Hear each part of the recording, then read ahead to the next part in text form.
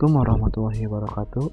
Perkenalkan, nama saya Rizky Maulana, NIM 0488733354. Di sini saya akan mengerjakan tugas mata kuliah pemrograman berbasis desktop sesi aktivitas belajar 12. Di sini ditugaskan kita membuat aplikasi pemesanan restoran.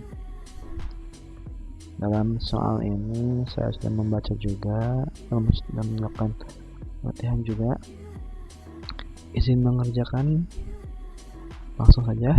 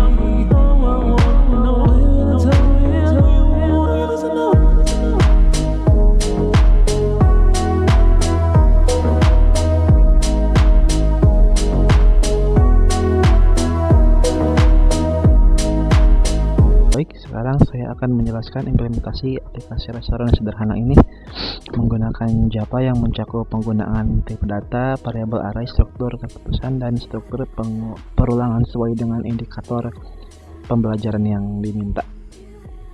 Baik, pada bagian pertama saya akan menjelaskan struktur kelas yang saya buat. Di sini ada kelas menu, string nama menu, double harga, string kategori. Di sini saya membuat kelas menu dengan 3 atribut, nama menu string, bertipe string, harga bertipe double, dan kategori juga bertipe string. Ini memenuhi indikator pertama, yaitu implementasi tipe data dan variabel. Kelas menu ini memiliki konstruktor untuk inisialisasi data dan metode get nama menu sebagai getter. Dan kemudian untuk bagian kedua ada kelas pesanan. Di sini saya membuat kelas pesanan untuk mempresentasikan setiap item yang dipesan oleh pelanggan. Kelas ini memiliki atribut nama pesanan, jumlah pesanan bertipe integer, harga per item, dan total harga yang dihitung otomatis di konstruktor. Dan untuk deklarasi array, di sini ada implementasi array sesuai dengan indikator kedua. Saya menggunakan array untuk menyimpan data menu, makanan, menu minuman, dan pesanan pelanggan. Setiap array memiliki kapasitas 100 elemen. Saya juga menggunakan variabel counter untuk melacak jumlah elemen yang sudah terisi di setiap array. Dan bagian keempat sekarang ada metode inisialisasi menu. Metode inisialisasi menu digunakan untuk mengisi data awal menu restoran sesuai petunjuk minimal ada 4 menu makanan dan 4 menu minuman. Di sini saya menggunakan post increment untuk menambah counter jumlah menu setelah data dimasukkan ke array. Dan bagian kelima ada for loop atau struktur pengulangan. Di bagian metode tampilkan daftar menu di sini, ini adalah implementasi struktur pengulangan for. Saya menggunakan for loop untuk menampilkan semua menu yang dikelompokkan berdasarkan kategori makanan dan minuman. Loop pertama untuk menampilkan menu makanan dan loop kedua untuk menu minuman. Ini memenuhi indikator keempat tentang struktur pengulangan. Dan bagian kelima di sini ada menu utama dan switch case.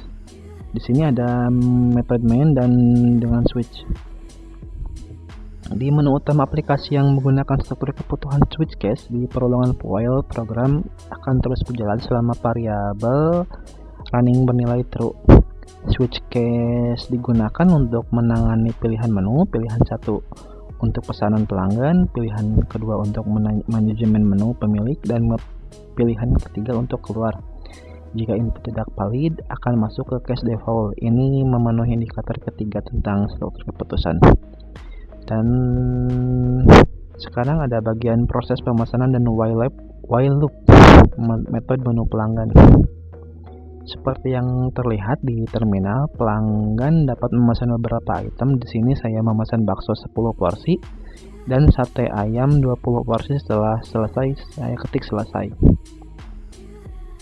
Dan sekarang bagian ketujuh ada bagian validasi input dan if else. Di metode proses pemesanan menggunakan berbagai struktur keputusan if else dan for loop.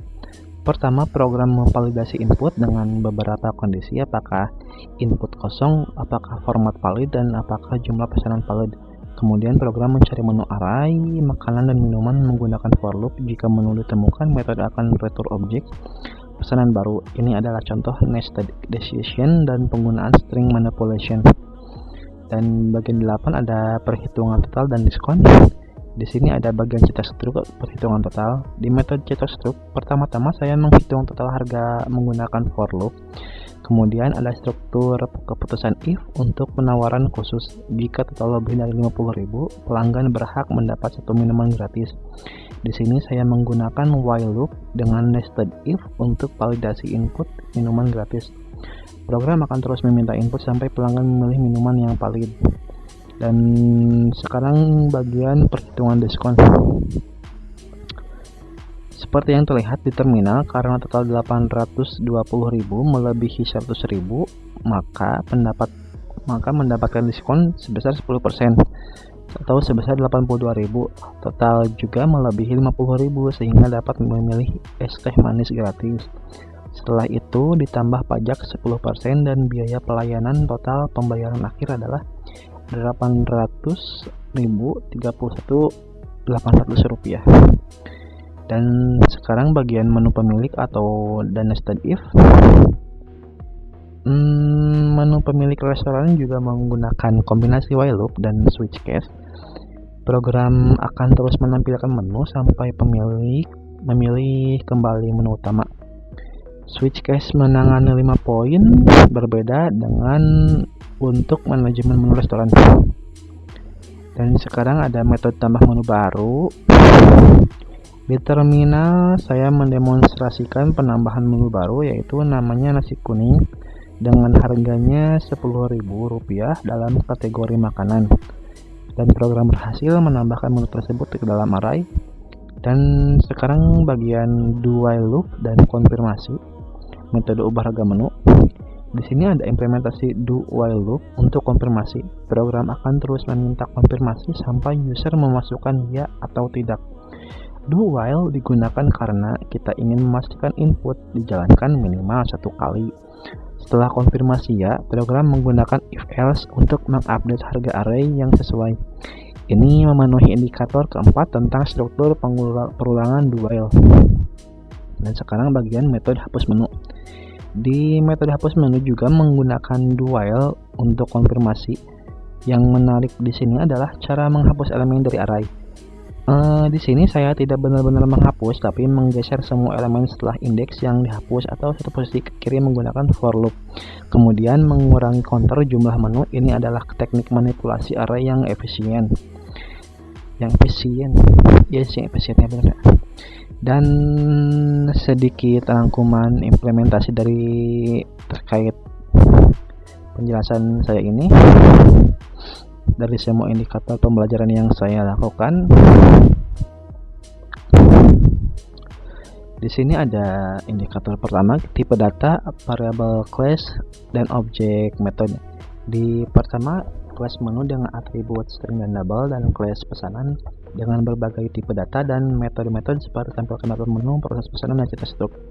Dan di indikator kedua kita ada array dan string. Array menu untuk menyimpan daftar makanan dan minuman, array pesanan untuk menyimpan pesanan dan pelanggan, dan manipulasi string untuk parsing input pesanan. Dan untuk indikator ketiga ada struktur keputusan. Yang pertama ada if else untuk validasi input dan perhitungan diskon. Kedua ada if else if untuk pengelompokan kategori menu. Switch case untuk navigasi menu utama dan menu pemilik. Nested if untuk validasi kompleks di berbagai metode.